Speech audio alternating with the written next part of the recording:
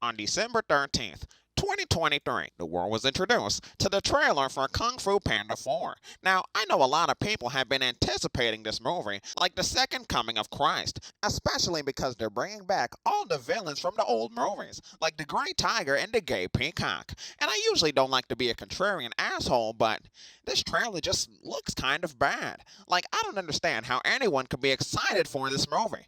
Kung Fu Panda 4 just looks like more of the same poorly animated Chinese Communist Party propaganda that we've come to expect from this franchise. With all the shitty products that China has been shoving down our throats since they crawled out of the Dark Ages and built their first slave labor factory, I'm amazed at the American people having completely boycotted the cancerous products that come from that country. Just think about all the Chinese produced movies, not just Kung Fu Panda. You have The Great Wall, a propaganda movie that's so fucking stupid that even Chinese audiences rejected it. You have Shang-Chi and The Legend of the Shitty movie, which was so boring and poorly made that it was banned in China. You have Once Upon a Time in Hollywood, which is probably the worst thing that the white man has ever given to the world. And you have DreamWorks' own Abominable, which is literally just 90 minutes of random bullshit happening to entertain small children with below average IQs. And on top of that, it's literally a Chinese-made ripoff of an American movie. So how exactly is Kung Fu Panda 4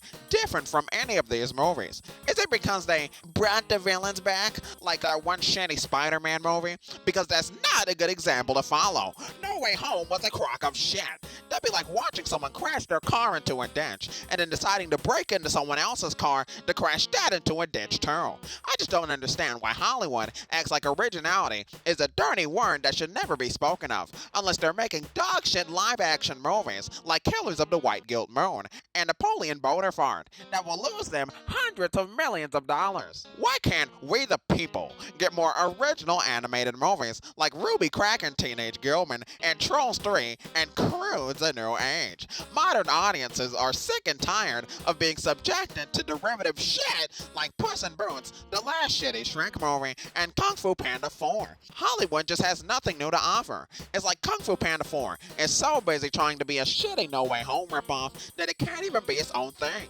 I couldn't tell you what the movie is actually about, since the trailer is too busy trying to throw out expired member berries. Hell, DreamWorks must have been running on fumes in terms of creativity for this film, because they literally hired Aquafina to be in this movie. Now, let me just ask, how the fuck does this minion keep getting roles in animated films? It's like I get a jump scare every time she pops up in a cartoon. And look, let me be clear. I don't hate Aquafina because of her ethnic challenges. Not everybody is lucky to have true American genes as awesome as mine, but I just can't stand how desperately she tries to sound like a in every movie. It's like every time she comes on screen, I start watching a 10-hour marathon of barbershop movies on BET, and I know that nobody signed up for that mess. So with all that said, Kung Fu Panda 4 doesn't look very promising, which is kind of worrying because it's the first major animated movie of next year. Could this be a sign for all the other cartoons next year? Could this be the end of the cartooniverse? Whew, let me calm down. I'm starting to sound like a California liberal. Anyway, I'm a PNG tumor, leaving my dad's credit card alone because I'm definitely not planning on seeing this movie and signing off. Bye.